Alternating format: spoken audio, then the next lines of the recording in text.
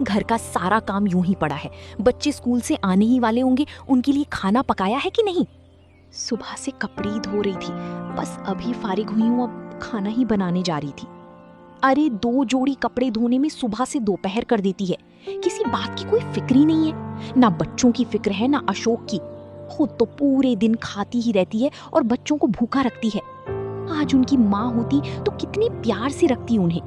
बेचारे की जिंदगी खराब हो गई। पहले पैसे मेरे हाथ में रहते थे तो बच्चों को थोड़ी बहुत पैसे दे दिया करती थी, लेकिन जब से अशोक ने पैसे तुझे देना शुरू किए हैं तब से तूने बच्चों को 1 रुपए भी नहीं दिए हैं। बिना माँ के बच्चों को कौन पूछे। पहले 1 रुपए की मिठाइयाँ खा जाते थे, अब देहली देहली को तरसते हैं। शर्मीली बिना कुछ कहे रूपाली की सारी बातें सुनती रहती है। बेचारी कभी उल्टा जवाब नहीं देती। एक कमरे में जाकर खूब रोती और अपने नसीब को कोसती। लेकिन रूपाली को शर्मीली पर बिल्कुल तरस नहीं आता। वो छिप छिप कर उसकी बातें सुना करती। शर्मीली रूपाली को देखकर कांपती रहती थी। एक दिन शर्मीली ने अपने पति से कहा, आप जरा जीजी को समझा दीजिए, क्यों मेरे पीछे पड़ी रहती हैं? तुम्हें कुछ कहा है क्या? रोज ही कहती हैं, बात मुंह से निकालना मुश्किल है।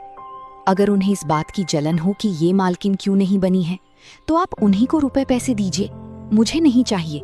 यही मालकिन बनी रहे। मैं तो केवल इतना ही चाहती हूँ कि कोई मुझे ताने न दिया करे। ये कहते कहते शर्मीली की आंखों से आंसू बहने लगे। अशोक को अपना प्रेम दिखाने का ये बहुत ही अच्छा मौका मिला। मैं आज ही उनकी खबर लूंगा, साफ कह दूंगा, मुंह बंद करके रहना है तो रहो, नहीं तो अपनी रह लो। इस घर की मालकिन वो नहीं है, तुम हो। वो केवल तुम्हारी सहायता के लिए। अगर सहायता करने के बदले तुम्हें परेशान करती है तो उनके यहां रहने की कोई जरूरत नहीं है। अरे मैंने सोचा था कि विधवा है, अनाथ है, पांव भर आटा खाएगी, पड़ी रहेगी। जब और नौकर चाकर खा रहे हैं तो वो तो अपनी बहन ही है।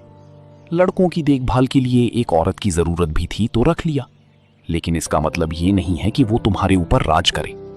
लड़कों को सिखा देती है कि जाकर माँ से पैसे मांगे। लड़के आकर मेरी जान खाते हैं। घड़ी भर लेटना मुश्किल हो जाता है।